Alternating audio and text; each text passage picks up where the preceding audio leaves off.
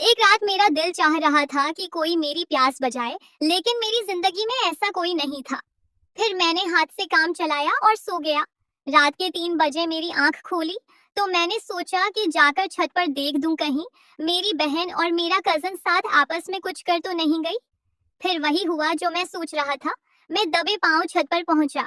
छत पर हमारी एक टूटी हुई चारपाई पड़ी थी। मैंने छुपकर झांक कर देखा तो मेरी बहन चारपाई पर लेटी हुई थी और साद उसके साथ खेल रहा था। या रात का वक्त था, मैंने सोचा मैं वीडियो बनाऊं ताकि बाद में कि मेरे काम आ सके। मैंने पला मोबाइल का कैमरा ऑन किया तो वीडियो धुंधली आ रही थी, क्योंकि हमारी छत पर इतनी रोशनी नहीं थी। फिर मैं उन दोनों को काफी देर तक देखता।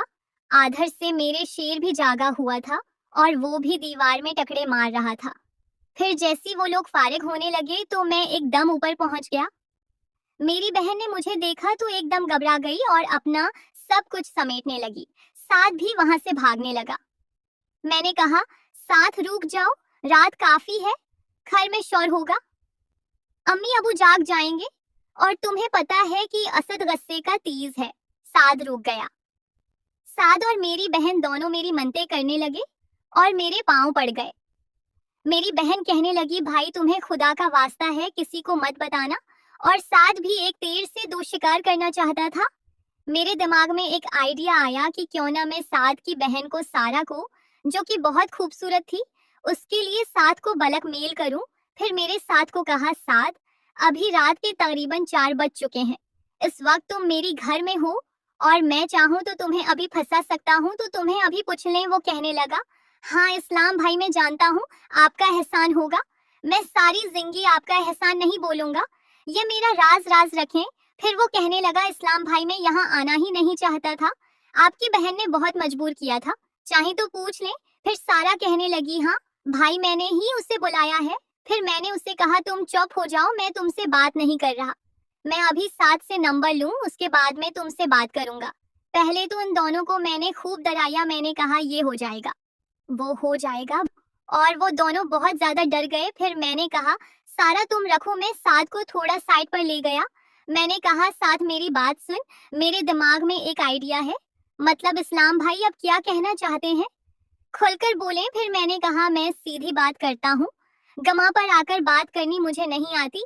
तुम्हारी जो बहन है सारा, मैं उसे पसंद करता हूँ, तुम मेरी सेटिंग उसे करवा दो और तुम्हारा जब दिल चाहे, बल्कि मैं खुद तुम्हारी मदद करूंगा, सारा से मिलते रहना। फिर वो कहने लगा, इस्लाम भाई वो मेरी बहन है, मैं उसे ऐसे कैसे कह सकता हूँ, आप खुद से सोचें।